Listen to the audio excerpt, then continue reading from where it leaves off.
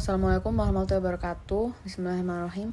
Perkenalkan, kami dari kelompok 18 akan mempresentasikan tentang materi kuliah 6, yaitu dinding abdomen, aorta abdominalis, vena cava, dan vena porta.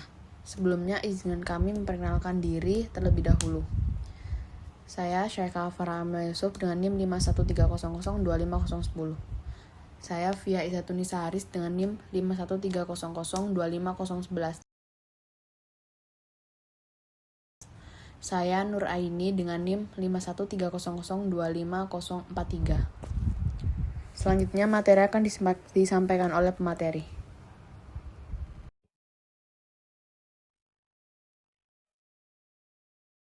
Baik, di sini saya akan menjelaskan tentang kafum abdomen.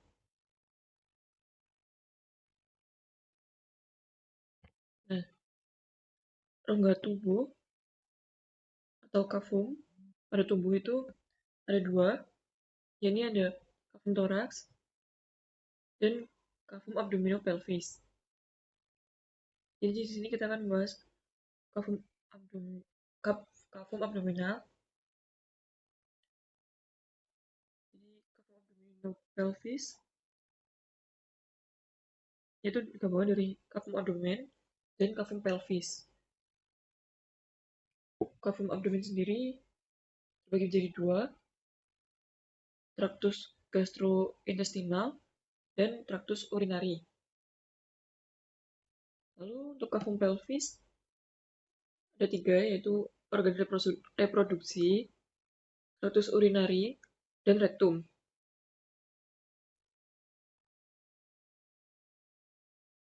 Kurang lebih gambarannya seperti ini. Jadi di sini ada kafum toraks, lalu di bawahnya ada kafum abdomen atau kafum abdominal, dan juga ada kafum pelvis.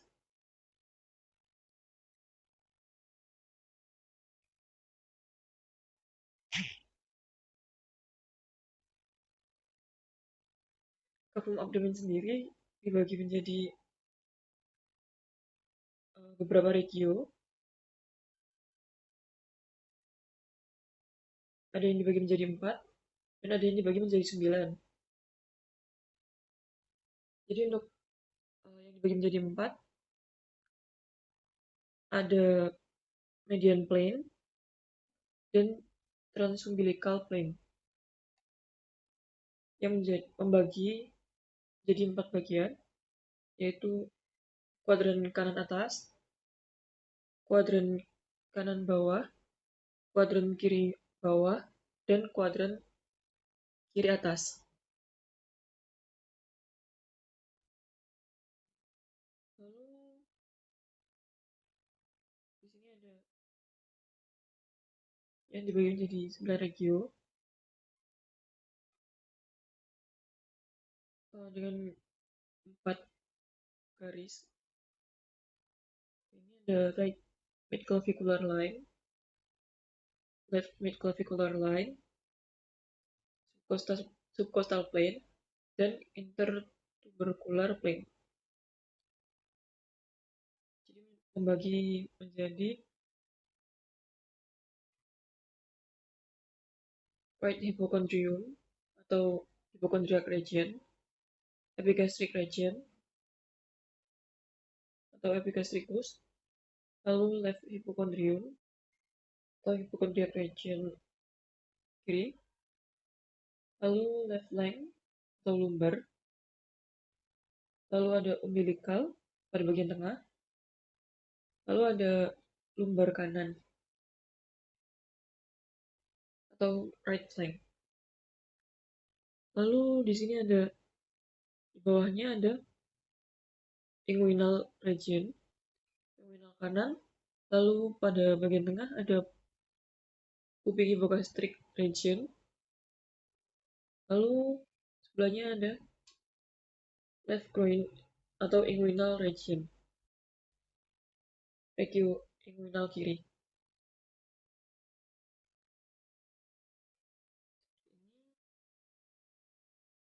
Ada 4 kuadran, kuadran kanan atas, kuadran kiri atas, kuadran kanan bawah, kuadran kiri bawah. Lalu 9 regionnya ada epigastrium, hypochondrium sinistra, hypochondrium dextra, umbilicalis, lumbalis sinistra, lumbalis dextra, hypogastrium atau suprapubis, lalu inguinal dextra atau iliaca dextra, lalu inguinal sinistra atau iliaca sinistra.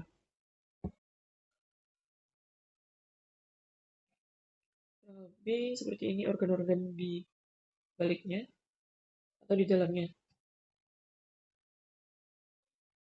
Jadi ada pembagian 9 regio di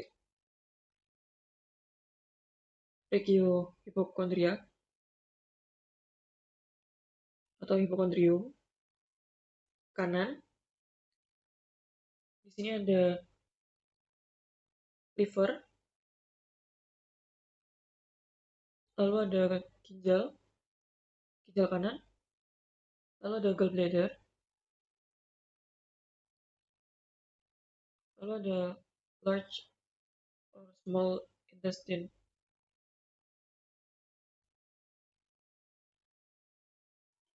lalu ada epigastric region atau regio epigastricus, epigastrium. Di sini ada liver, lalu ada lambung, ada spleen, duodenum, adrenal glands,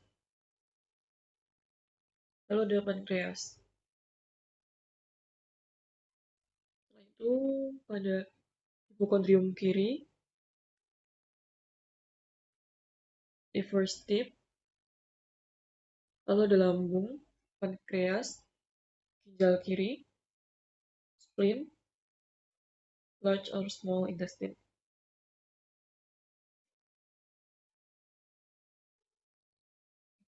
Ada di atas subcostal plane, lalu di bawah subcostal plane, dan di antara subcostal plane dan intertubercular plane atau regio yang tengah,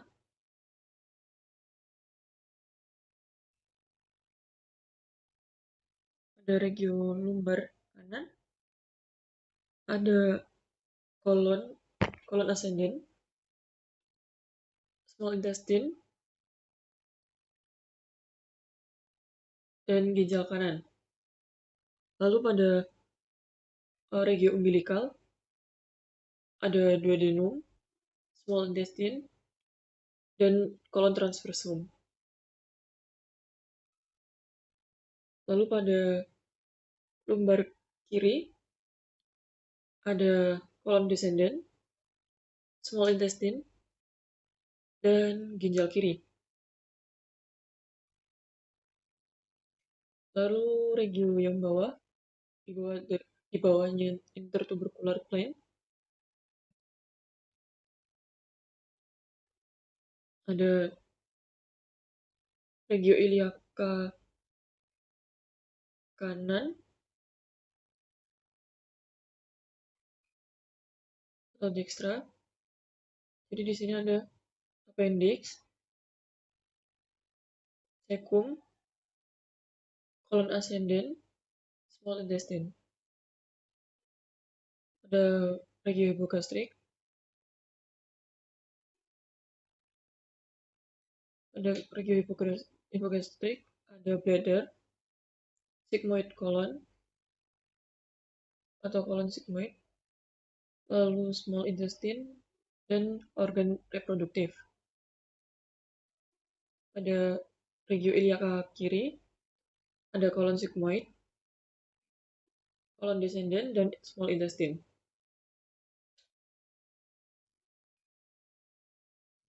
Ini kurang lebih di sini bagiannya dinding abdomen.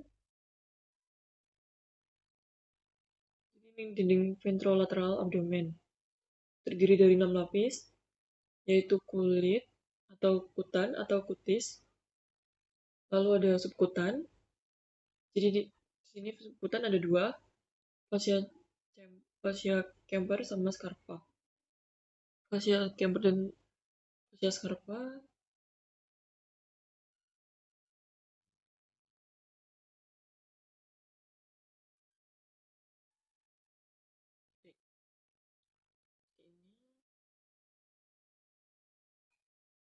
lapisannya.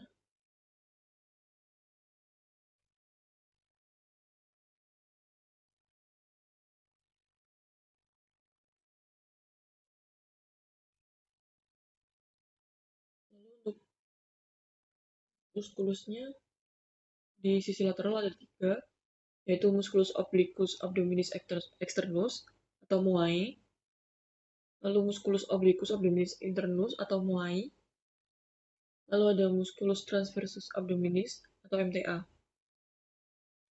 Pada ventral ada 2, yaitu rectus abdominis dan musculus pyramidalis. Lalu di sini ada fascia transversa abdominis,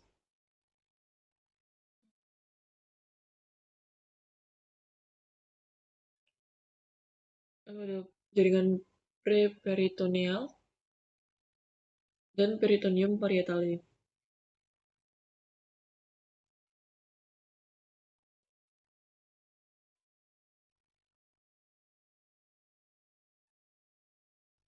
Lebih gambarnya seperti ini.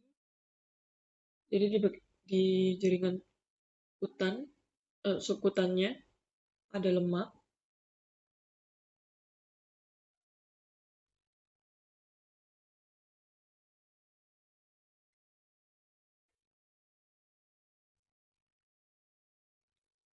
di sini ada rectus abdominis, lalu external obliqua muscle, internal obliqua muscle,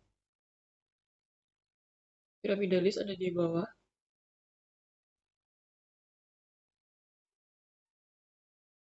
lebih seperti ini. Jadi dinding abdomen itu lapisannya terdiri dari cutaneus, subcutaneus, muskular, fascia transversa abdomen, preperitoneal fat atau lemak, lalu ada peritoneum parietalis. Jadi di sini untuk subcutaneus bagi menjadi 2. Jadi ini ada fascia Kemper atau jaringan lemak dan fascia scarpa atau jaringan ikat. Jadi muskulernya sendiri bagi menjadi 2. Untuk lateral dibagi menjadi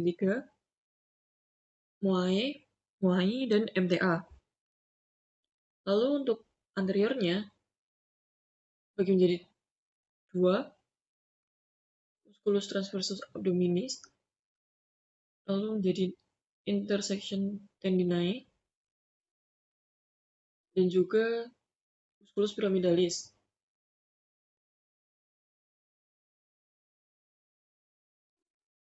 Jadi untuk musculus lateralnya, muai dan MTA, setiap muskulusnya memiliki aponeurosis atau tendo yang membentuk rectus sheath. Lalu anterior muscle-nya, musculus rectus abdominis, inscriptiones intertendinea atau intersections tendinea. Jadi dia dibagi seperti ini.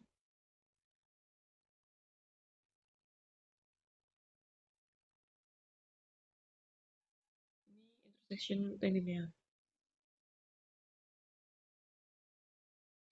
atau yang bisa disebut six pack. Lalu ada musculus pyramidalis. Musculus pyramidalis ini musculus aksesoris.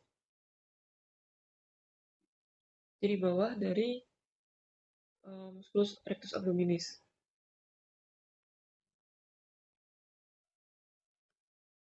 Jadi untuk linea alba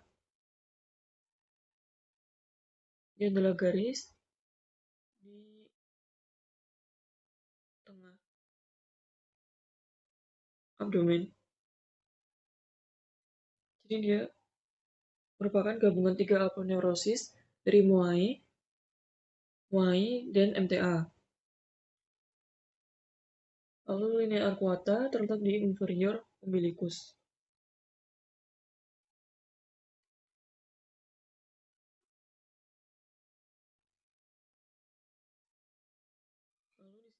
rectus sheath atau vagina musculi recti bagi menjadi dua, lamina anterior dan posterior. Lamina anterior bagi menjadi dua, jadi 2/3 atas dari aponeurosis muai dan muai. Lalu ada 1/3 bawah,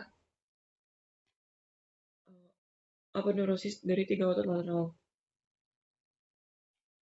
Lalu ada lamina posterior, 2/3 atasnya dari aponeurosis muai dan MTA. Lalu untuk 1/3 bawahnya tidak ada.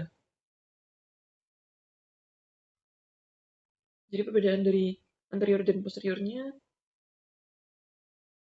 kalau di anterior, aponeurosis 2/3 atasnya dari aponeurosis muai dan muai. Kalau lamina posteriornya dari aponeurosis muai dan MTA.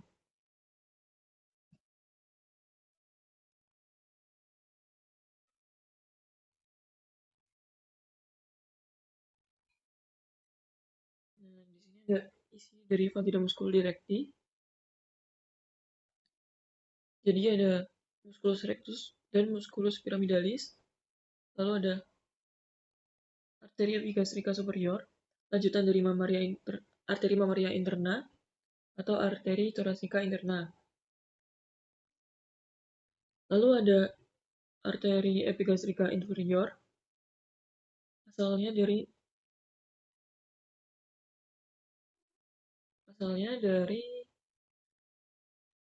arteri iliaca externa, cabangnya menjadi arteri kremasterika atau arteri spermatica externa. Lalu lipatan peritoneum parietalis di dinding ventroabdomen. Jadi ada plica umbilicalis mediana yang berisi chorda urachus, bagian vesika urinaria yang telah obliterasi. Lalu plica umbilicalis medialis yang berisi chorda arteri umbilicalis obliterasi, plica umbilicalis lateralis berisi vasa epigastrica inferior. Lalu ligamen hepatis berisi chorda vena umbilicalis obliterasi. Lalu trigonum Hasselbalch, locus minorus resistent, hernia inguinalis direct. Jadi dinding ventral abdomen, tabak dorsalnya, ada plica umbilicalis mediana. Jadi di dalamnya ada ligamen vesico umbilicalis medialis, isinya chorda urachus atau saluran kencing. Lalu ada plica umbilicalis medialis, ligamen vesico umbilicalis lateral, isinya chorda arteri umbilicalis, cabang arteri iliaca interna. Ligamen teres hepatis, chorda vena umbilicalis, dibungkus oleh peritoneum, ligamen falciformis hepatis. Lalu ada plica umbilicalis lateral, isinya vasa epigastrica inferior. Nah, vasa epigastrica inferior membentuk batas lateral trigonum inguinal atau Hasselbalch.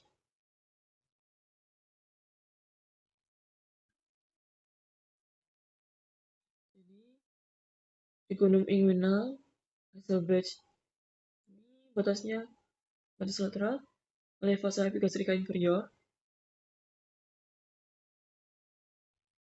Lalu medialnya tepi lateral musculus rectus.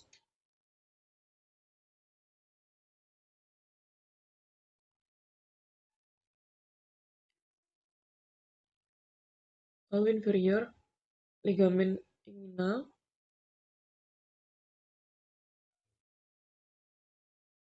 Lebih seperti ini.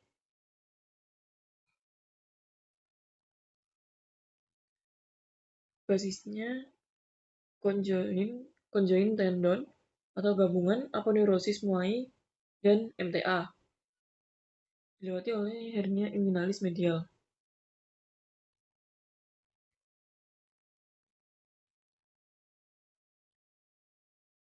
Jadi untuk kanalis inguinalis superior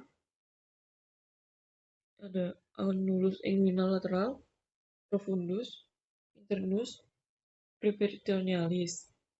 Lalu untuk inferiornya ligamen inguinalis, lalu medialnya annulus inguinal medial, superficialis, externus, subcutaneus.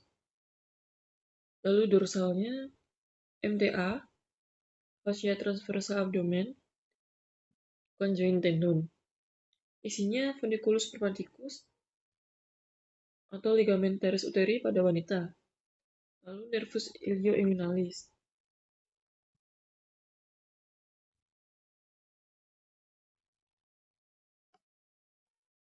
Jadi kanalis inguinalis sudah ada sejak lahir, merupakan locus minoris resisten bagi laki-laki, sehingga sering mengakibatkan hernia inguinalis indirect.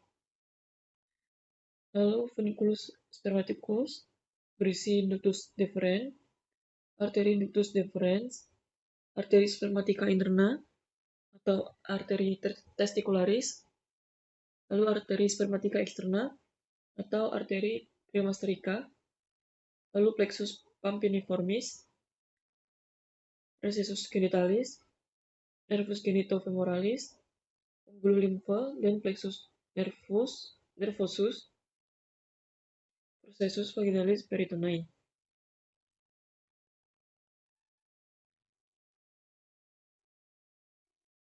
Kurang lebih seperti ini. Yang normal, congenital hydrocele of the cord, incomplete hernia,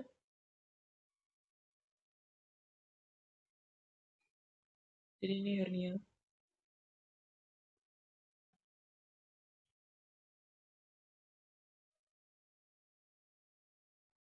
Jadi hernia inguinalis ada dua macam, hernia inguinalis indirecta atau lateralis, dan juga hernia inguinalis directa atau medialis.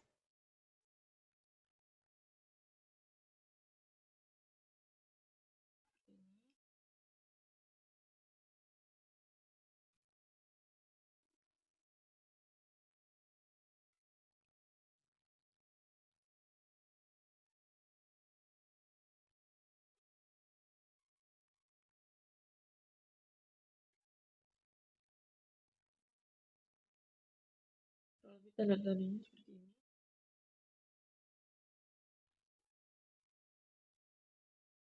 Jadi ini hernia pada linea alba, hernia pada umbilikal, hernia pada linea semilunaris atau Spigelian hernia. Lalu yang paling besar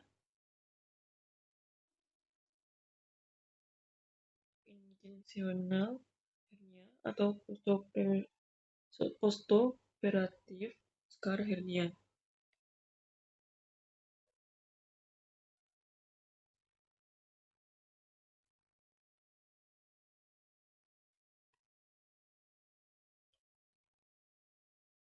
Di sini dinding posterior abdomen ada musculus quadratus lumborum, ligamen arcuatum lateral, lalu corpus vertebral lumbalis 1 sampai 5, musculus psoas major dan minor, ligamen arcuatum medial, lalu crus diaphragma dextra sinistra, ligamen arcuatum medial, lalu ada diafragma atau phrenicus.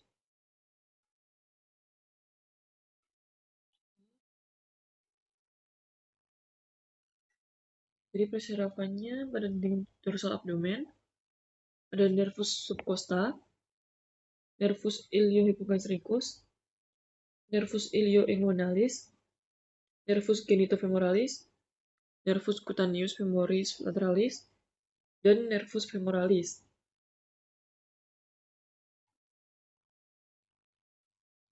Jadi peritoneum ini ada dua lapisan parietal, dinding abdomen dan diafragma, dan visceral, melekat pada organ. Melekat dari dinding dorsal abdomen ke organ. Fungsinya untuk menahan organ pada tempatnya, dan juga penyimpanan lemak, tempat masuknya vasa dan nervus menuju ke organ.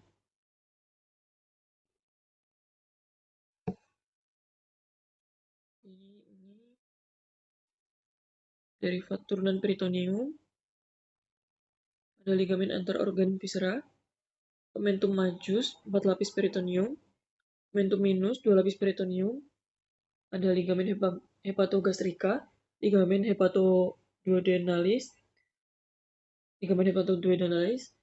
menjadi 3, ada vena porta hepatica, vasa fungsional, arteri hepatica propria, vasa nutritif.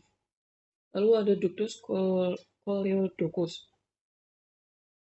Lalu ada lagi meso 2 lapis periton yang lapisi organ. Jadi ada mesokolon transversum, mesostenium atau mesenterium, lalu mesoappendix, mesosigmoid.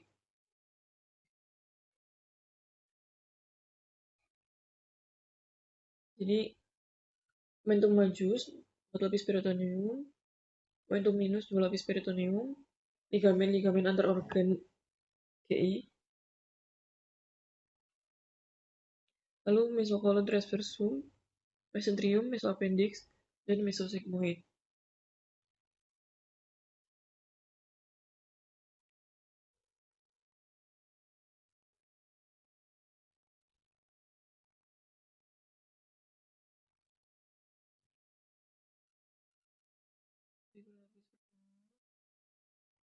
Gambarannya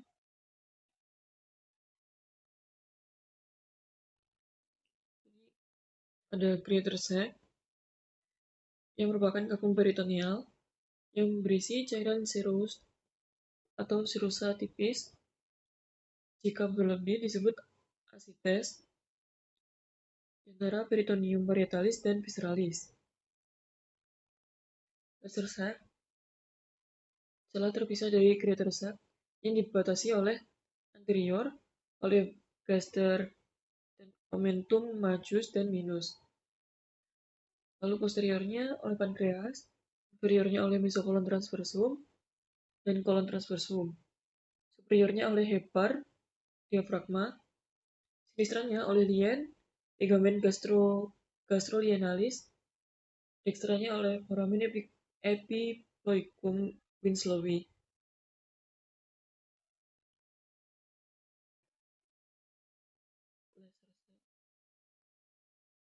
Seks sendiri yakni ruangan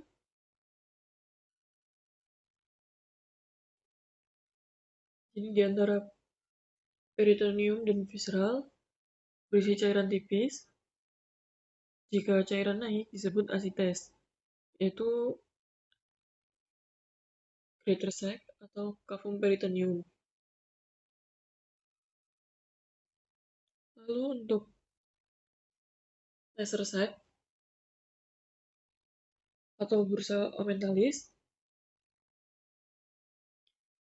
dibatasi oleh gaster omentum minor dan mayor pada ventral, kolon dan mesokolon transversum pada caudal, kranialnya hepar dan diafragma, dorsal oleh pankreas, sinistra oleh lien atau splien, ligamentum gastrolienalis, dextra oleh foramen epiploicum atau omentalis Winslowi. Foramen epiploicum, ventralnya ligamen hepatoduodenal atau omentum minus, caudalnya oleh duodenum cranial, heparnya oleh lobus caudatus, dorsal oleh vena cava inferior.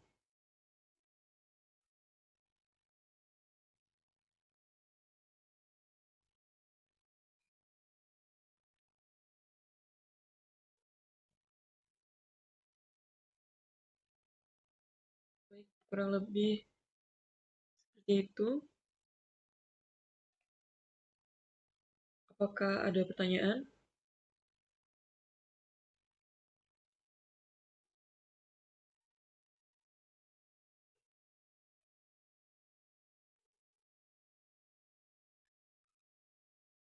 Izin bertanya, apa yang dimaksud dengan dinding abdomen dan apa fungsi utamanya?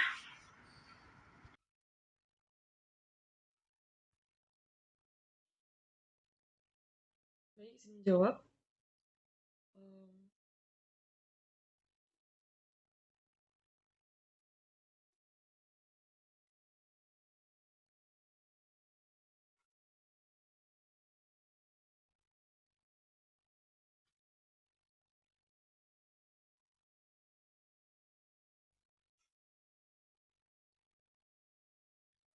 Dinding abdomen sendiri adalah struktur muskuloaponeurotik yang membatasi kafum abdomen. Fungsinya untuk melindungi organ intraabdomen, lalu menjaga tekanan intraabdomen, membantu respirasi, defekasi, miksi, serta berperan dalam proses persalinan. Apakah sudah menjawab?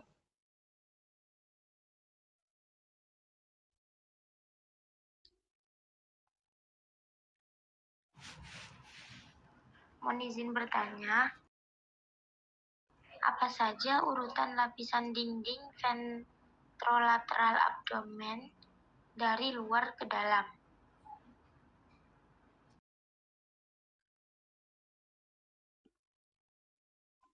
Baik, izin menjawab.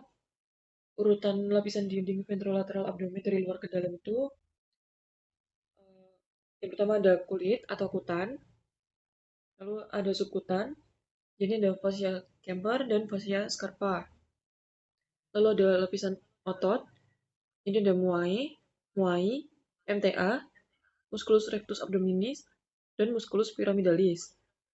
Lalu yang keempat ada fascia transversalis, lalu jaringan preperitoneal, yang terakhir ada peritoneum parietale. Apakah sudah menjawab?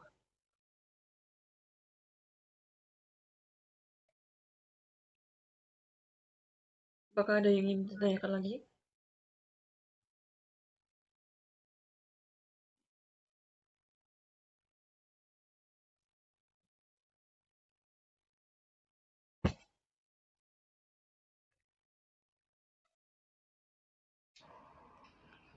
Izin bertanya, sebutkan 3 otot lateral dinding abdomen dan fungsinya secara umum.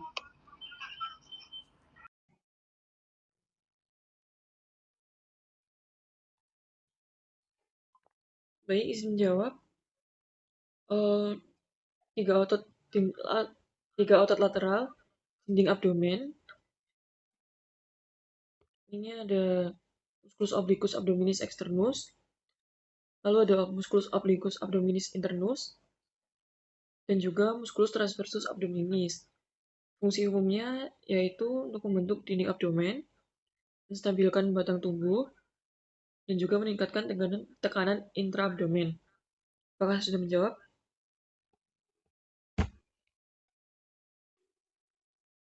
Baik, apakah ada yang ditanyakan lagi?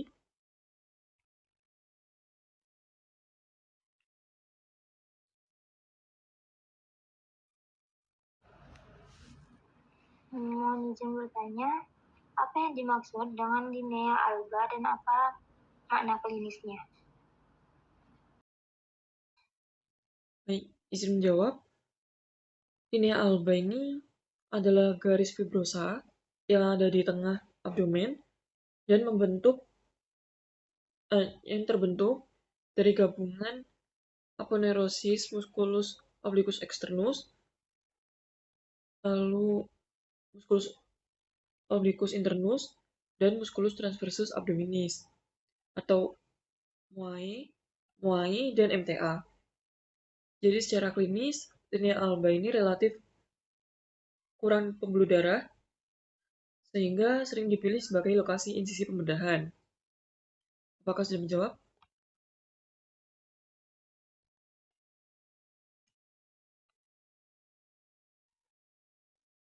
Baik, apakah ada yang ditanyakan lagi?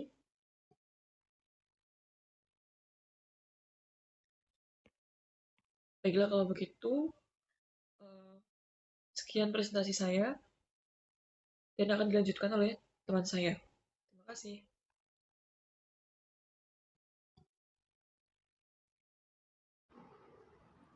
Assalamualaikum warahmatullahi wabarakatuh. Di sini saya akan melanjutkan penjelasan dari teman saya, yaitu tentang aorta abdominis. Aorta abdominis dibagi menjadi ada dua bagian yaitu yang pertama aorta abdominalis mulai dari Sudah. hiatus aorticus pada VT12 berakhir pada 5L dan 5L 7 dan bercabang menjadi arteri iliaka commonis sinistra dan dextra. Terletak ventral columna vertebralis pars lumbalis sebelah kiri garis median dan vena cava inferior. Nah, untuk pada bagian ini menjelaskan bahwa aorta abdominis itu adalah pembuluh darah terbesar di bagian perut. Pembuluh ini membawa darah bersih dari jantung ke organ-organ di perut dan bagian bawah tubuh. Aorta abdominalis ini mulai dari bawah diafragma dan berakhir di daerah pinggang, lalu bercabang ke kanan dan kiri menuju kaki. Dan untuk cabang-cabang aorta abdominalis yang kita ada dua bagian. Yang pertama cabang parietal dan yang kedua cabang visceral. Untuk cabang parietal sendiri itu ada 3 arteri. Yang pertama arteri prenico abdominalis atau arteri prenica inferior dextra sinistra. Arteri yang kedua yaitu lumbalis 1 sampai 6 dextra sinistra.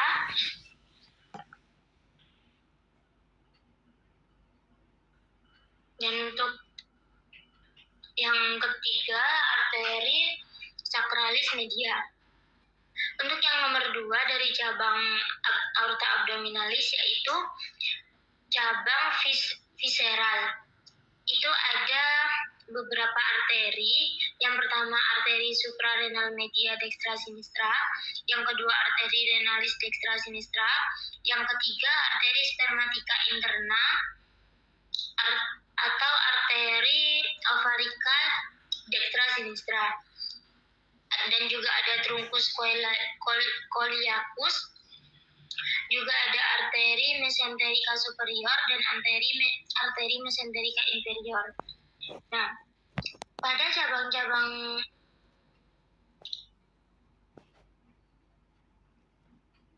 untuk letak aorta dan yang untuk letak aortanya itu posisi aorta abdominalis di depan tulang belakang. Letaknya agak ke sebelah kiri, sedangkan di sebelah kanan ada vena cava inferior yang membawa darah kembali ke jantung. Posisi aorta abdominalis ini penting karena aorta adalah pembuluh besar, jadi butuh tempat yang aman dan lurus. Selanjutnya yaitu cabang aorta abdominalis. Aorta abdominalis kan dibagi menjadi 2. Yang pertama cabang parietal dan yang kedua cabang visceral. Untuk cabang parietal sendiri itu ada 3 cabang. Yang pertama arteri prenico abdominal inferior dextra sinistra, yang kedua arteri lumbalis 1 sampai 6 dextra sinistra, yang ketiga sacralis media. Untuk arteri prenico abdominal inferior dextra sinistra itu ada 1 cabang yaitu arteri suprarenal sub dextra sinistra, dan sacralis media juga memiliki 1 cabang yaitu arteri lumbalis V dextra sinistra. Baik, untuk cabangnya visceral, yang pertama itu ada truncus coeliacus. Itu Di trunkus coleus itu ada 3 cabang utama, yaitu arteri gastrika sinistra, arteri hepatika communis, dan arteri linealis. Untuk arteri hepatika communis itu dibagi menjadi 2 cabang. Yang pertama, arteri gastroduodenalis dan arteri hepatika propria. Untuk arteri gastroduodenalis itu memiliki 2 cabang, yaitu arteri gastroomentalis dextra dan arteri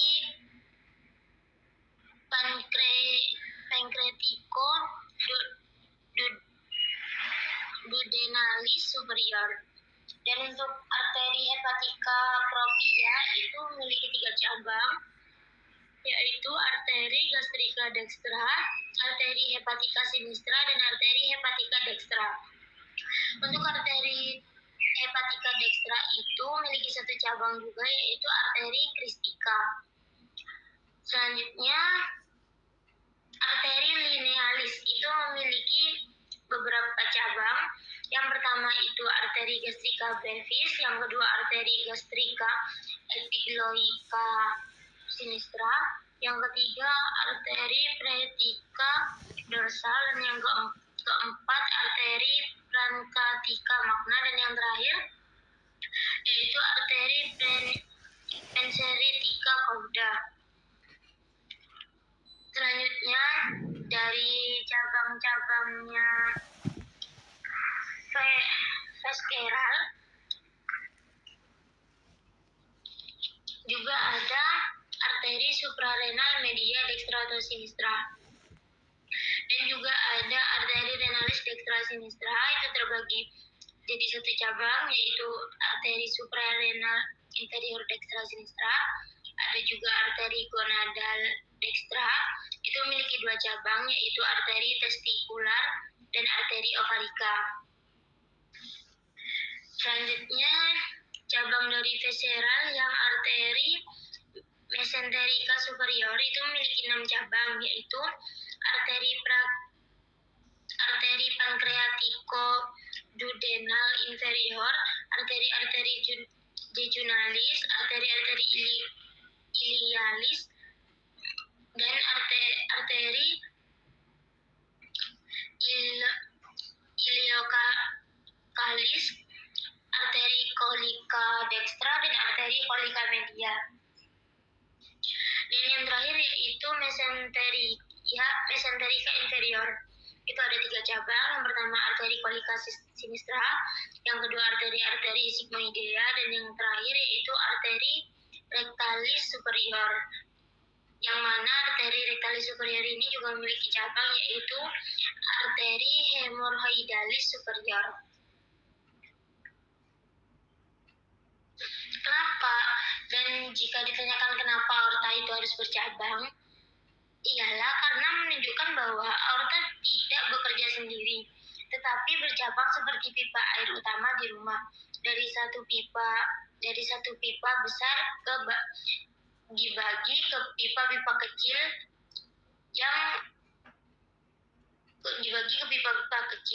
Darah dibagi ke organ yang berbeda sesuai kebutuhannya. Selanjutnya,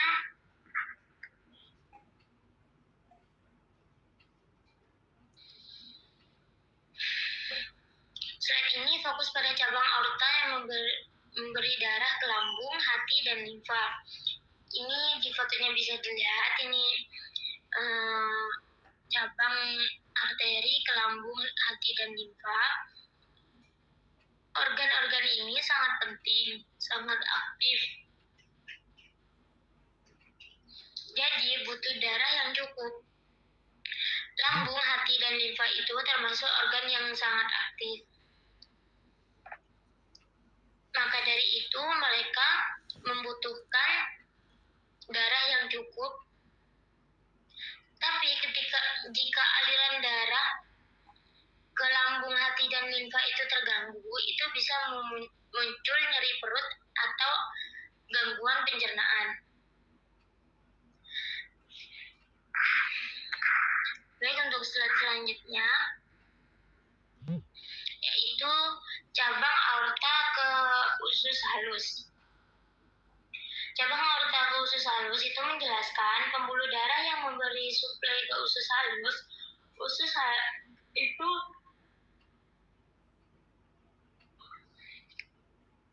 bisa dilihat pada gambarnya di sini. Cabang-cabang aorta yang berhubung atau bercabang ke usus halus.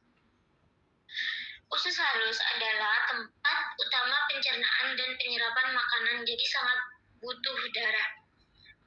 Akan tetapi, jika aliran darah di usus halus berkurang, biasanya muncul sakit perut setelah makan. Itu ketika usus halus itu kekurangan darah. Maka dari itu, aorta itu memiliki cabang-cabang yang berguna untuk menyalurkan darah.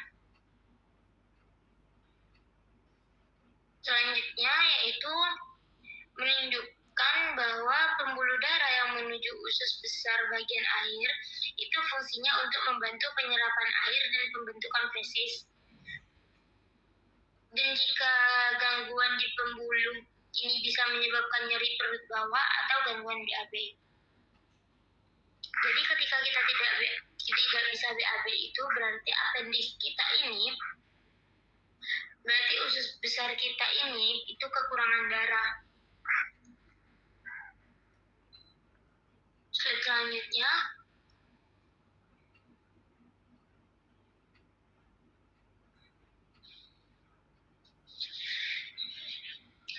Aorta abdominalis adalah pembuluh darah yang sangat penting.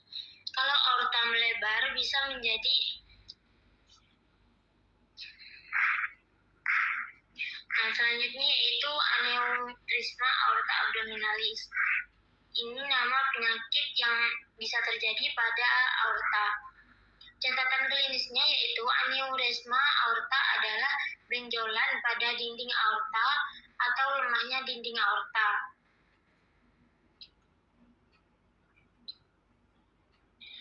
Untuk pembagian nama penyakitnya itu ada 3.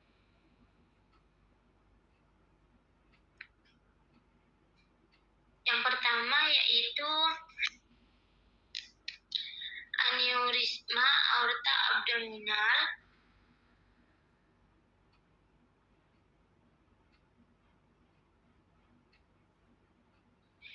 Yang kedua yaitu aneurisma aorta torakal, dan untuk yang terakhir yaitu aneurisma aorta toraka abdominal.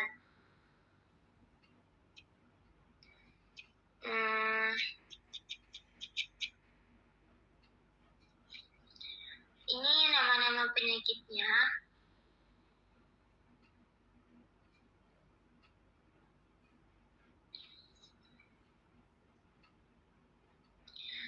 Aneurisma aorta itu adalah kondisi ketika dinding aorta itu melemah dan menggelembung seperti balon. Seperti ini contohnya.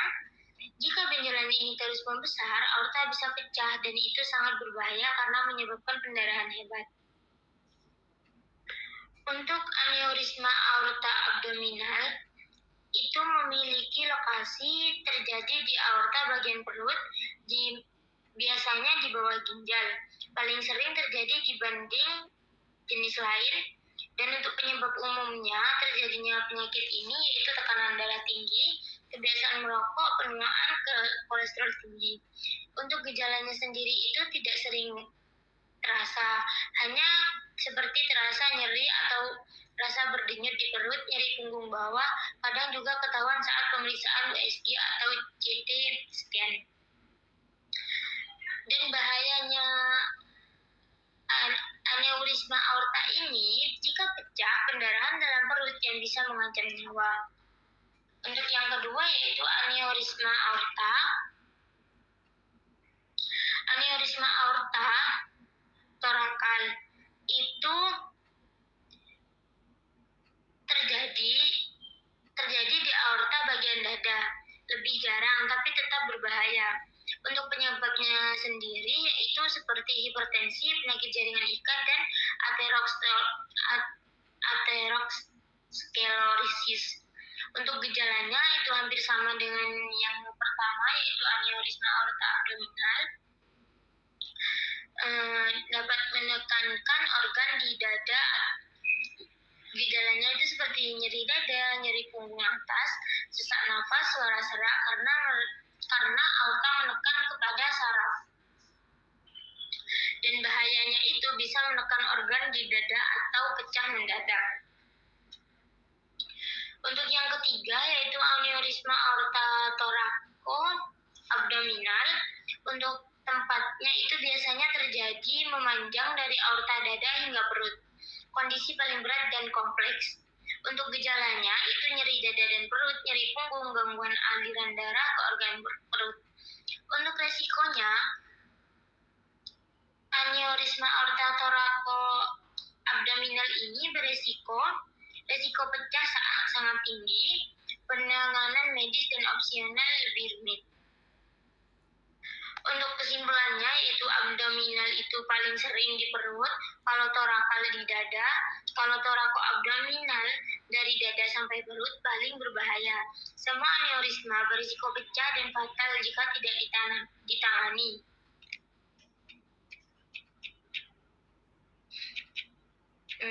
Selanjutnya,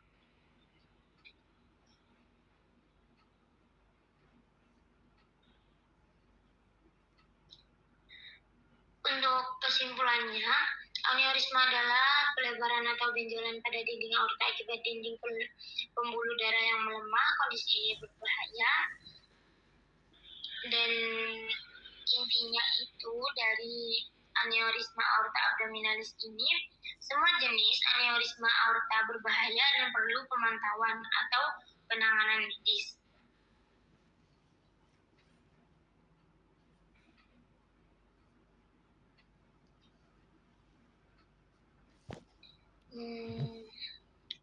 Untuk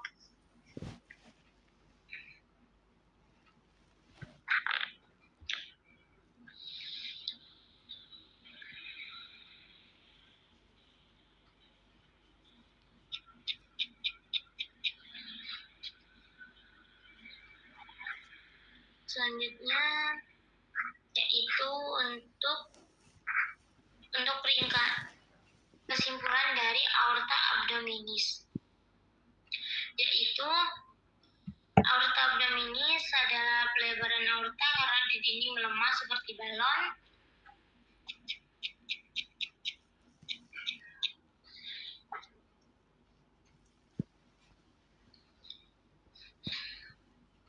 Ini bisa dilihat ada vena cava inferior, dan di sebelahnya itu ada aorta. Aorta dan vena cava inferior ini bersebelahan. Dan untuk cabangnya, yang pertama itu cabang vena cava inferior dan ada juga cabangnya aorta.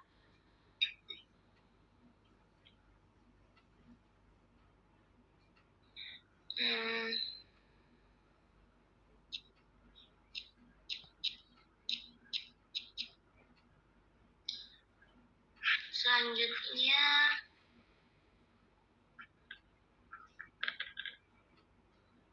ini untuk aortanya sendiri, cabang aorta itu dari pinggul nanti akan terus berjalan sampai bawah, dan juga di sini ada abdominal aorta itu di bagian tengah-tengah, dan juga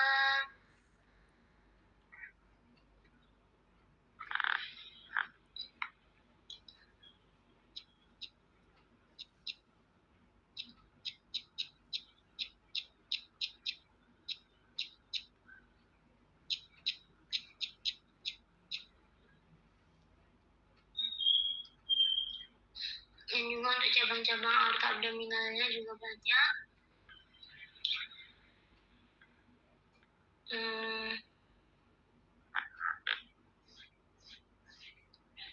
Ini ketika cabang aorta yang berada pada lambung, dan ini juga cabang aorta yang berjalan di bagian organ usus halus dan juga di bagian organ usus besar. Aorta itu sangat penting bagi seluruh anggota tubuh agar bisa mendapatkan darah yang sesuai dengan kebutuhan mereka. Dan aorta abdominalis ini adalah pembuluh darah terbesar di bagian perut yang membawa darah dari jantung ke organ-organ perut dan kaki. Letaknya di depan tulang belakang dan bercabang-cabang agar darah bisa dibagikan ke lambung, hati, limfa, usus halus, dan usus besar sesuai kebutuhan. Karena perannya sangat penting. Jika aorta melebar atau menjadi aneurisma dan sampai pecah, dapat menyebabkan penyadaran hebat yang sangat berbahaya bagi tubuh. Jadi kemungkinan itu nanti jika terjadi melebarnya di aorta atau terjadinya aneurisma aorta, bisa kemungkinan menyebabkan pendarahan hebat atau membahayakan tubuh.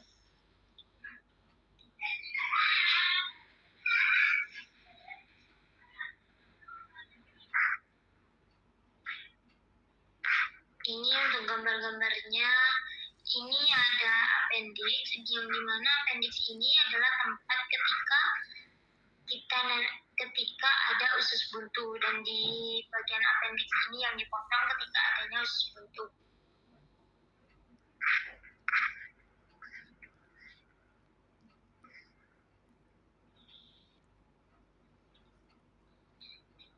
Untuk aneurisma juga bisa dilihat di sini, contohnya di bagian dada, di bagian perut atau di bagian dada sampai perut.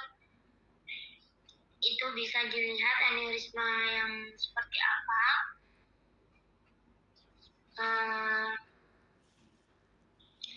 Selanjutnya, apakah ada yang mau ditanyakan?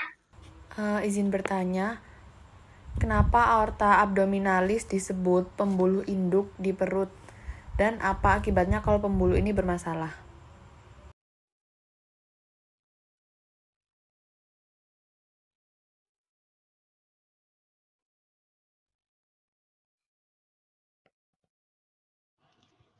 Baik, izin menjawab. Aorta abdominalis disebut pembuluh induk itu karena aorta abdominalis adalah pipa utama yang menyalurkan darah beroksigen dari jantung hampir ke seluruh anggota tubuh, terutama pada ginjal, usus, dan organ-organ tubuh yang lain. Jika aorta abdominalis itu bermasalah, organ-organ ini bisa kekurangan darah yang dampaknya itu bisa serius.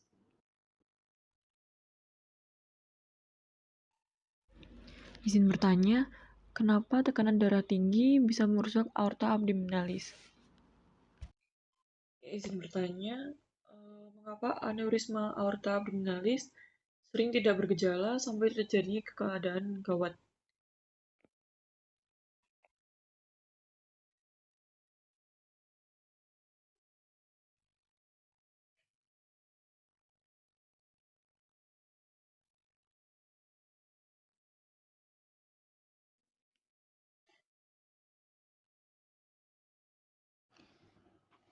Baik, izin menjawab.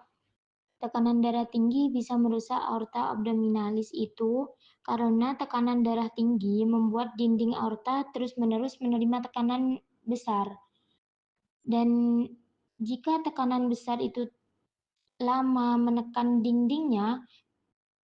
menekannya, maka dindingnya bisa menipis dan melemah, sehingga meningkatkan resiko aneurisma atau robekan pembuluh darah. Apakah ada yang mau ditanyakan lagi?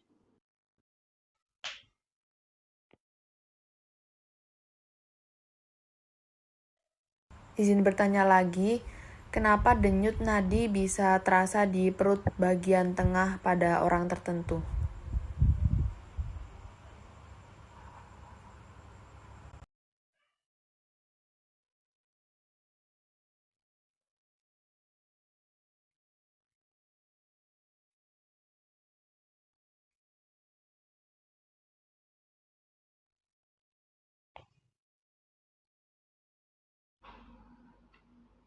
Baik, izin menjawab. Denyut nadi bisa terasa di perut bagian tengah pada orang tertentu itu karena aorta abdominalis membawa darah dengan tekanan tinggi langsung dari jantung. Pada orang kurus atau dengan dinding perut tipis, denyutan ini bisa terasa lebih jelas. Tapi jika denyutnya terasa sangat kuat dan tidak normal, bisa menjadi tanda pelebaran aorta atau bisa disebut aneurisma.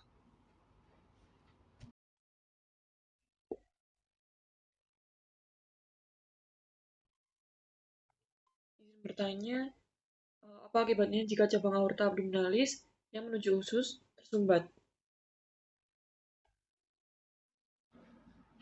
Baik, izin menjawab. Mengapa aorta abdominalis itu harus bercabang-cabang? Aorta abdominalis itu harus bercabang-cabang karena setiap organ punya kebutuhan darah yang berbeda. Aorta bertindak seperti pipa utama, lalu bercabang menjadi pipa kecil, agar darah bisa sampai ke ginjal, usus, hati, dan organ lain secara cepat dan cukup. Baik, apakah ada yang mau ditanyakan lagi?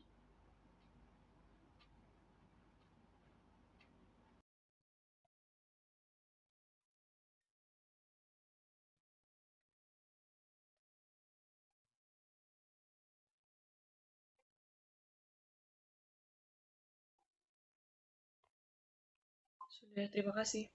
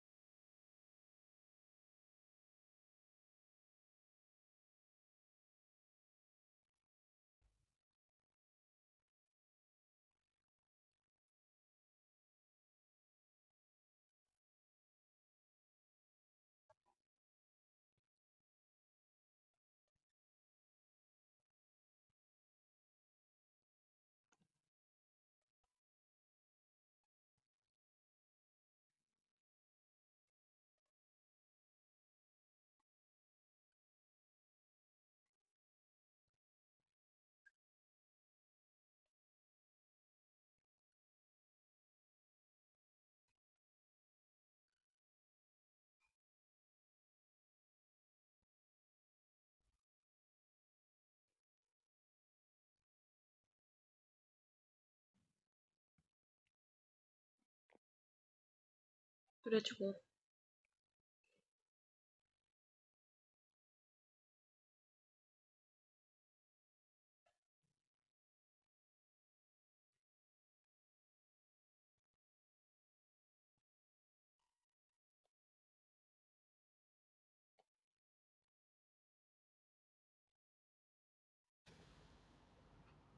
Assalamualaikum warahmatullahi wabarakatuh.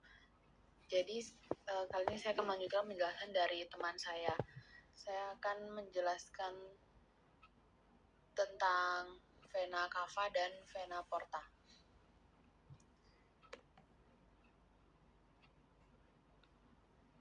Jadi vena cava inferior merupakan salah satu pembuluh darah utama dalam sistem vena, khususnya pada regio abdomen.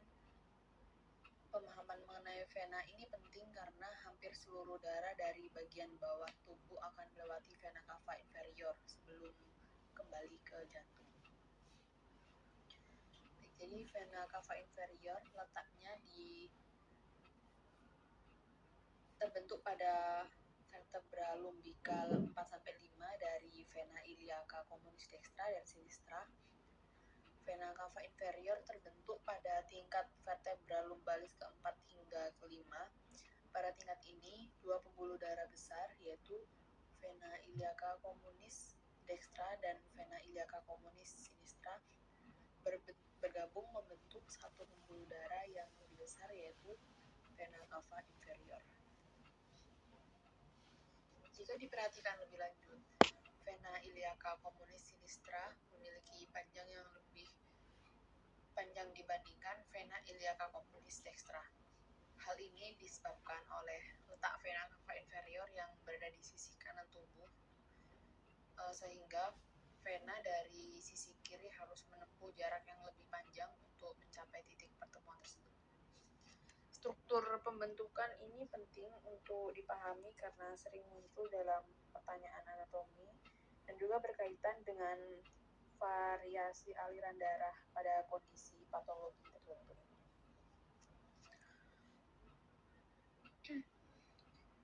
Dan juga vena porta terletak sedikit ke kanan dari garis median ventral dari kolumna vertebralis dan musculus psoas major dextra. Jadi setelah terbentuk, vena cava inferior berjalan ke arah atas atau kranial dengan posisi di sebelah kanan garis tengah tubuh. Letak ini menjadi ciri khas vena cava inferior dan membedakan dari aorta abdominal yang berada di lebih sebelah kiri. Juga vena cava inferior terletak ventral terhadap kolumna vertebralis, yang dimana artinya pembuluh darah ini berada di bagian depan tulang belakang. Selain itu, vena cava inferior juga terletak di depan otot psoas major kanan. Yang hubungan anatomis ini menunjukkan bahwa vena cava inferior merupakan struktur retroperitoneal.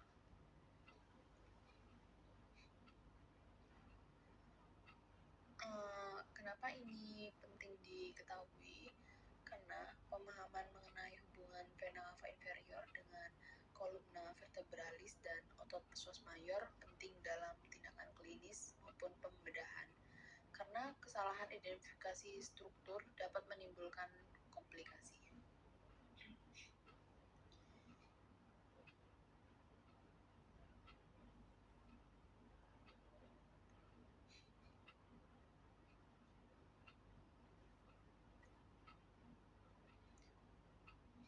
Selanjutnya, vena cava inferior menerima aliran darah dari dua cabang, yaitu pertama ada cabang parietalis, kedua ada cabang visceralis. Di cabang parietalis ada vena praenica inferior, dextra atau sinistra.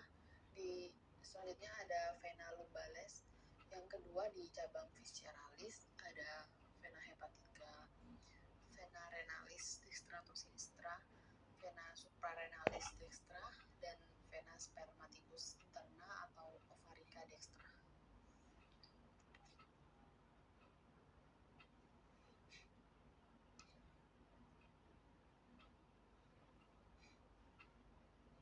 Jadi, dalam perjalanan ke arah atas itu, vena cava inferior akan menembus diafragma, yaitu batas dari organ dalam, melalui suatu celah yang disebut foramen vena cava. Foramen ini tuh merupakan salah satu dari 3 celah utama dari diafragma. Diafragma ada 3 celah. Jadi ini yang nembus di tengah-tengah itu namanya yang foramen vena cava. Lanjut, setelah melewati diafragma, vena cava inferior masuk ke dalam kafum torak dan kemudian langsung bermuara ke atrium dextra jantung. Dengan demikian, vena cava inferior berperan langsung dalam mengembalikan darah vena ke jantung.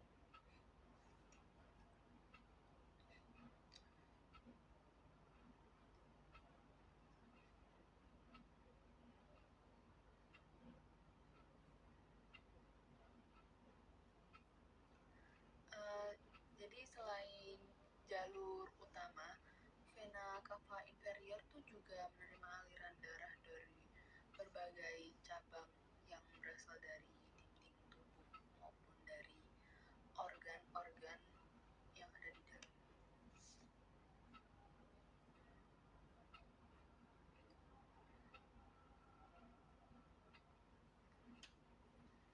Di cabang parietalis tadi, vena cava inferior berasal dari dinding tubuh.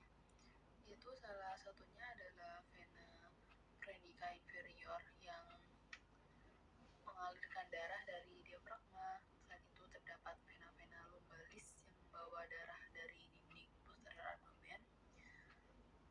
Dan cabang-cabang ini memastikan bahwa darah dari struktur dinding tubuh dapat kembali ke jantung secara efektif melalui vena cava inferior.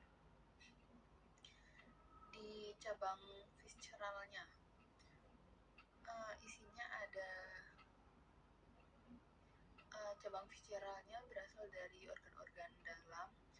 Salah satu cabang terpenting dalam vena hepatica, satu cabang terpentingnya adalah vena hepatica, yaitu yang membawa darah dari hati menuju vena cava inferior. Lalu suatu vena renalis berada di kanan dan juga kiri yang membawa darah dari ginjal. Pada sisi kanan, vena suprarenalis dan vena ovarica atau spermatica interna langsung bermuara ke vena cava inferior. Namun pada sisi kiri, vena suprarenalis serta vena ovarica atau spermatica interna tidak langsung masuk ke vena cava inferior, melainkan terlebih dahulu bermuara ke vena renalis sinistra.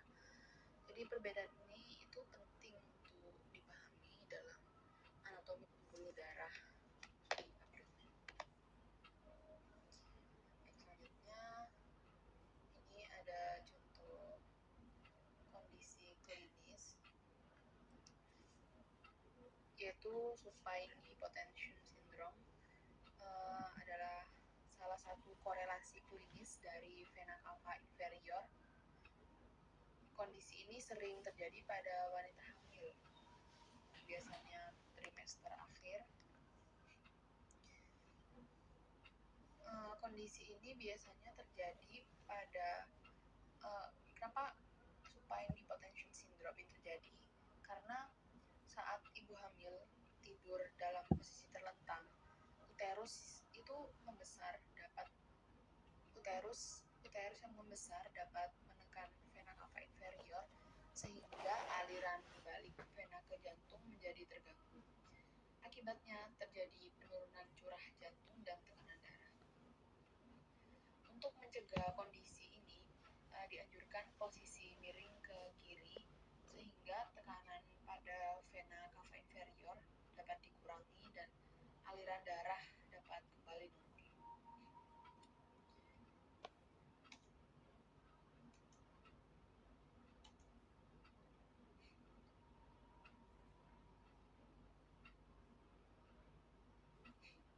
Selanjutnya ke vena porta.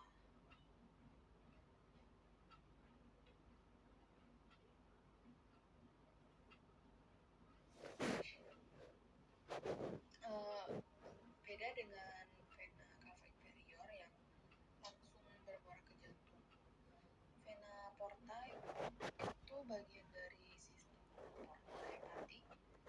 Vena porta membawa darah dari saluran pencernaan menuju hati, dan vena porta juga terbentuk dari penggabungan vena mesenterica superior dan vena splainica.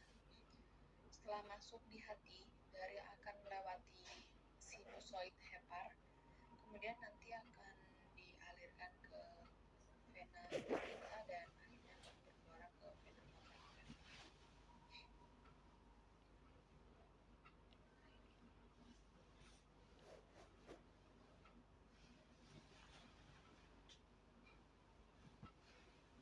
Jadi ini ada beberapa di abdomen, ada beberapa vena. Selain vena porta ada vena phrenic inferior, ada vena ginjal kanan, ada musculus psoas major yang dipotong, ada vena subcostal, ada vena lumbar kanan, ada vena iliaca communis, ada vena ovarian, dan ini ada ureter juga yang sudah dipotong. Ini ada vena sacral media. Halnya di bagian sinistra ada vena hepatik, ada vena suprarenal kiri, dan ada vena phrenic inferior dan anastomosis.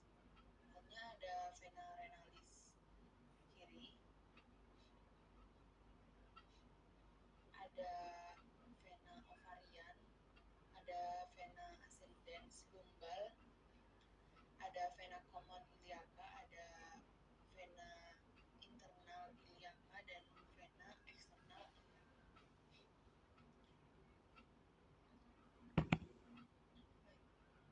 Vena abdomen.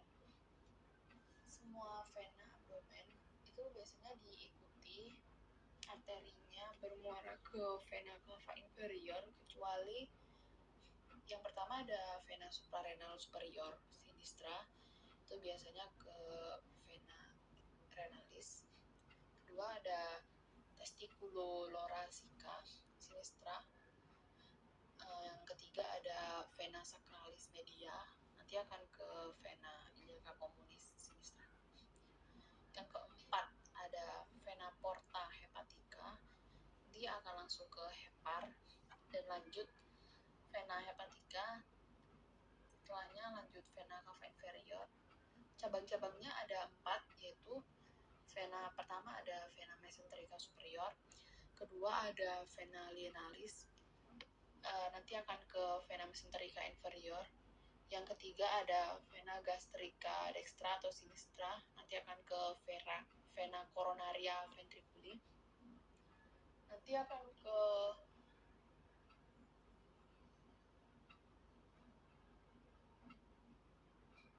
ramus esophagus. Yang terakhir ada vena paraumbilicalis. Dan di sini juga ada anastomosis portocava. Itu yang pertama ada di esophagus, yang kedua ada di umbilicus, yang ketiga ada di rectum, yang keempat ada di retroperitoneal. Berikut merupakan anastomosis vena porta cava. Ada esophagus, ada paraumbilical, ada rektal, lanjut ada retroperitoneal.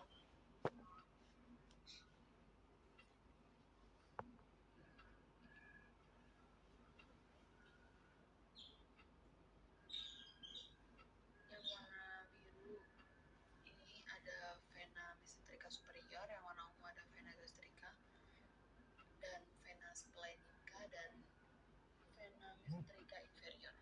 Yang warna ungu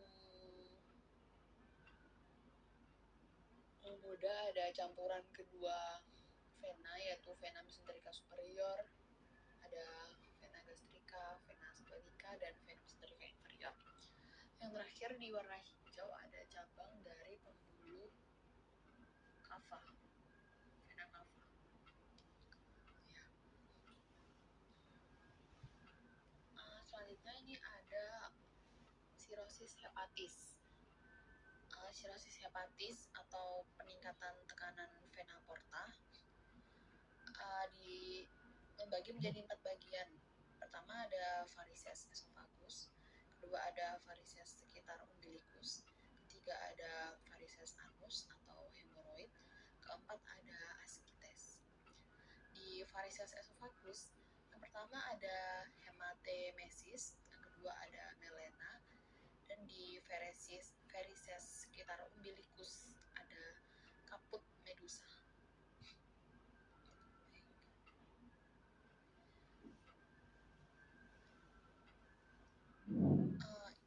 Ini merupakan aspek klinis di gambar sirosis hepatis.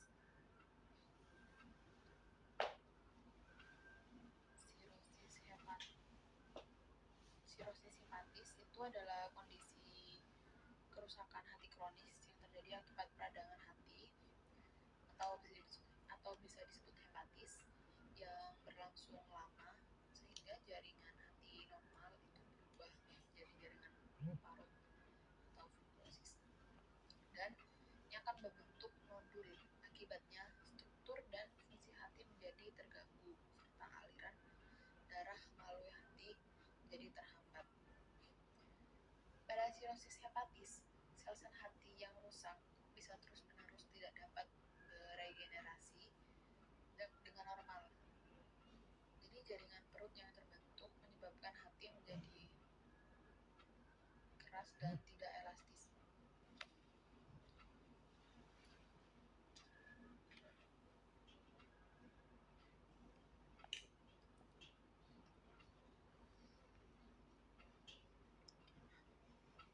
Sehingga fungsi penting hati seperti metabolisme zat gizi, detoksifikasi, produksi albumin, dan faktor pembekuan darah itu menjadi menurun.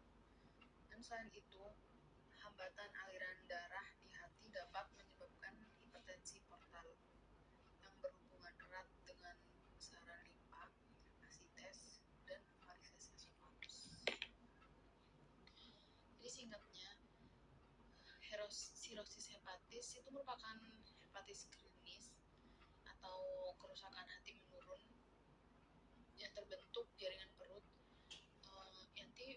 yang menyebabkan fungsi hati dan aliran darah terganggu.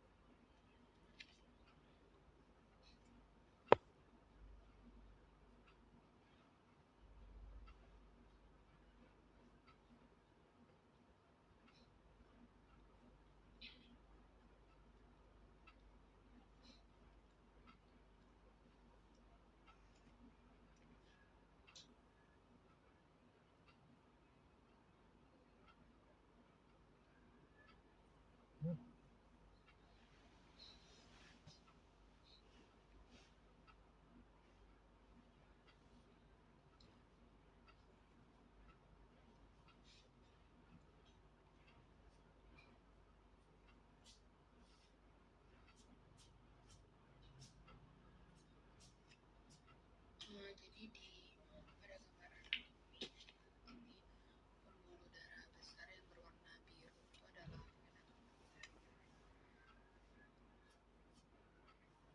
Di sini terlihat jelas karena gambar ini memperlihatkan struktur di dinding belakang perut atau retroperitoneal. Dan sebenarnya vena porta tidak terlihat di gambar ini karena letaknya lebih ke depan atau anterior dan menuju ke arah organ hati. Secara fungsional, vena porta membawa darah dari organ pencernaan menuju hati untuk disaring terlebih dahulu. Setelah dari hati, nanti darah tersebut baru akan dialirkan ke vena cava inferior melalui vena hepatica yang cabangnya masuk ke dalam hati.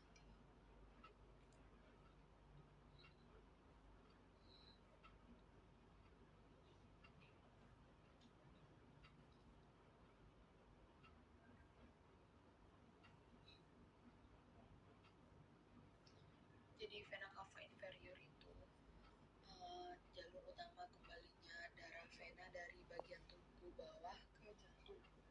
Jadi semua darah yang berasal dari ekstremitas bawah, berasal dari pelvis, serta bagian besar organ di kafum abdomen akan dikumpulkan dan dialirkan melalui vena cava inferior. Karena perannya begitu besar, biasanya vena ini memiliki diameter yang lebar dan dinding yang relatif tipis dibandingkan arteri. Secara anatomi, vena cava inferior terbentuk pada tingkat vertebra lumbalis keempat hingga kelima sebagai hasil penggabungan vena iliaca communis dextra dan sinistra. Pada pembentukan ini terlihat ada perbedaan panjang antara kedua vena tersebut, di mana vena iliaca communis sinistra itu lebih panjang dibandingkan sisi kanan. Hal ini berkaitan dengan posisi vena cava inferior yang terletak di sisi kanan tubuh, sehingga vena dari sisi kiri harus menyilang terlebih dahulu untuk mencapai titik penggabungan. Setelah terbentuk, vena cava inferior berjalan ke arah kranial dengan posisi yang konsisten di sebelah kanan garis tengah tubuh. Jadi vena ini terletak ventral terhadap kolumna vertebralis yang berada di depan otot psoas mayor kanan. Hubungan ini tuh menunjukkan bahwa vena cava inferior merupakan struktur retroperitoneal atau berada di tubuh bagian belakang dan memiliki kedekatan dengan struktur penting lain di abdomen, sehingga relevan dalam konteks anatomi klinis. Di sepanjang perjalanan di kafum abdomen, vena cava inferior menerima aliran darah dari berbagai cabang yang berasal baik dari dinding tubuh maupun dari organ-organ dalam. Cabang-cabang parietalis seperti vena praenica inferior dan vena lumbalis itu mengalirkan darah dari diafragma serta dinding posterior abdomen. Sementara itu, cabang visceralis seperti vena renalis, vena hepatica, vena suprarenalis dextra, serta vena ovarica atau spermatica interna dextra membawa darah dari organ-organ vital dan menuju vena cava inferior.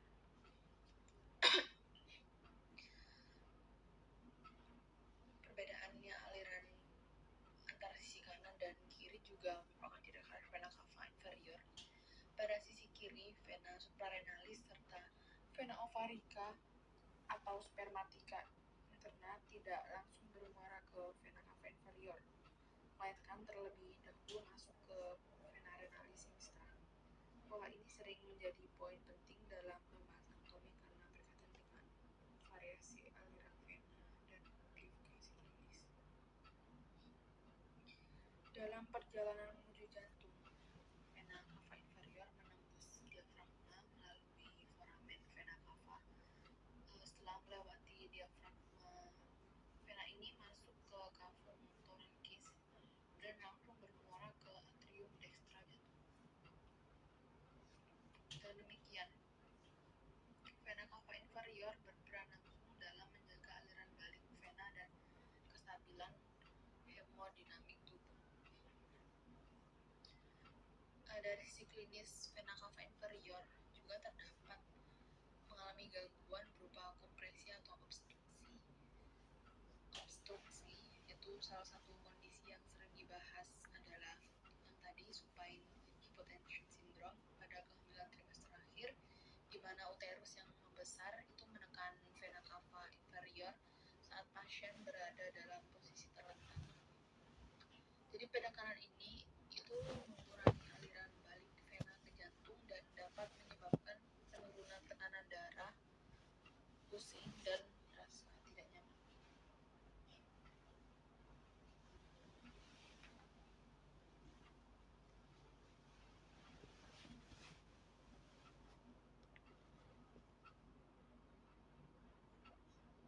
Untuk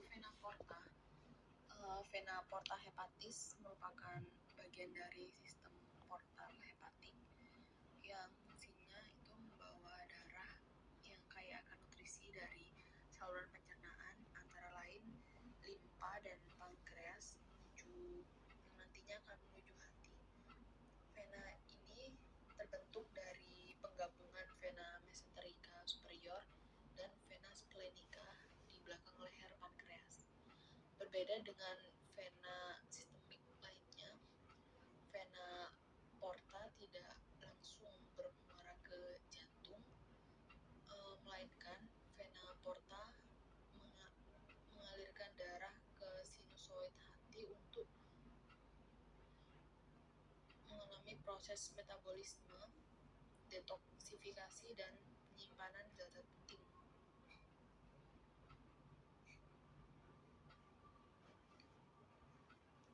Setelah melalui sinusoid hati, darah dari vena porta akan dialirkan ke vena centralis, kemudian nanti ke vena hepatica, dan akhirnya masuk ke vena cava inferior sebelum menuju jantung.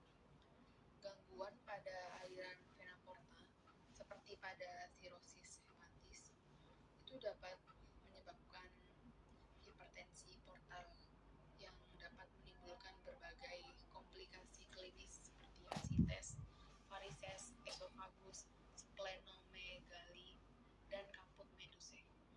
Jadi, oleh karena itu, vena porta memiliki peranan vital atau peran penting dalam menjaga keseimbangan metabolik dan fungsi fisiologis tubuh.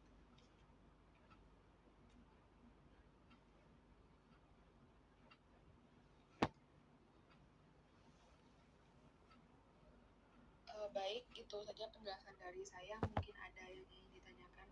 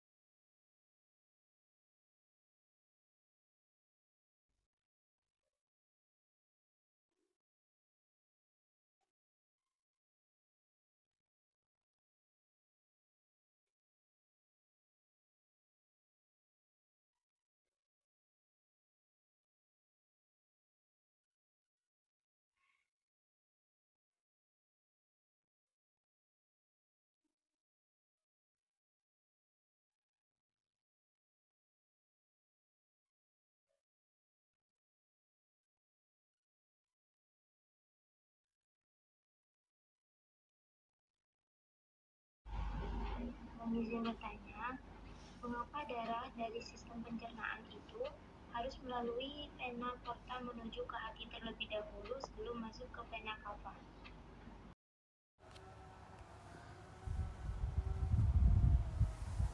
Aliran darah vena porta hepatica dengan vena cava bedanya pada sistem sirkulasi manusia adalah terletak pada tujuan akhir dan perjalanannya darah tersebut.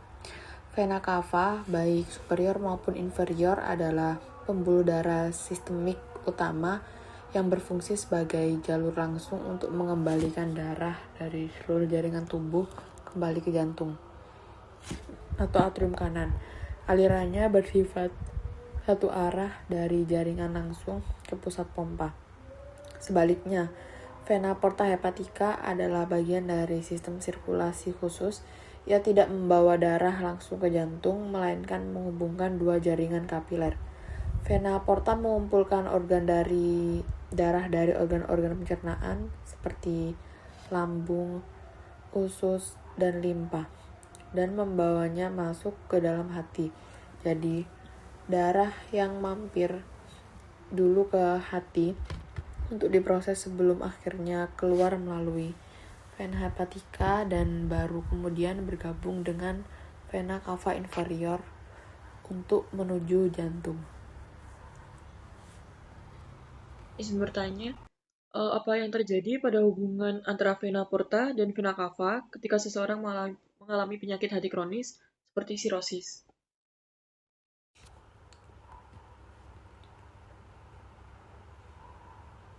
Mengapa darah dari sistem pencernaan harus melalui vena porta menuju hati terlebih dahulu sebelum masuk ke vena cava? Jawabannya adalah ini adalah mekanisme perlindungan dan pengolahan nutrisi yang sangat penting bagi tubuh. Darah yang datang dari usus mengandung nutrisi yang baru saja diserap, tapi juga berpotensi mengandung racun, bakteri, atau sel obat-obatan. Dengan melewati vena porta ke arah hati, tubuh dapat melakukan 3 hal utama. Pertama, detoksifikasi, yaitu hati menyaring dan menetralkan zat beracun sebelum zat tersebut sempat menyebar ke organ vital seperti otak dan jantung. Kedua, ada metabolisme nutrisi, yaitu hati mengatur kadar glukosa dalam darah. Artinya menyimpan sebagai glikogen jika berlebihan dan memproses asam amino serta lemak. Yang terakhir, fungsi penyimpanan. Hati menyimpan vitamin dan mineral tertentu yang diambil dari aliran darah tersebut. Jika darah dari usus langsung masuk ke vena cava tanpa disaring, tubuh kita bisa mengalami keracunan atau lonjakan kadar gula darah yang berbahaya setelah makan.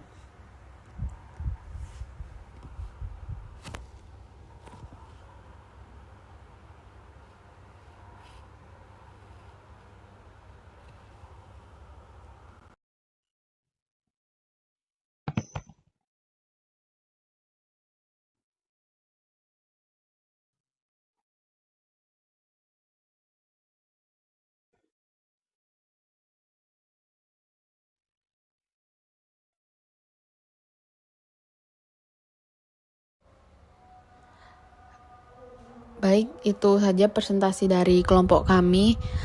Kami mohon maaf jika ada kekurangan atau kesalahan dalam berpresentasi. Terima kasih. Jazakumullah khairan katsiran. Wassalamualaikum warahmatullahi wabarakatuh.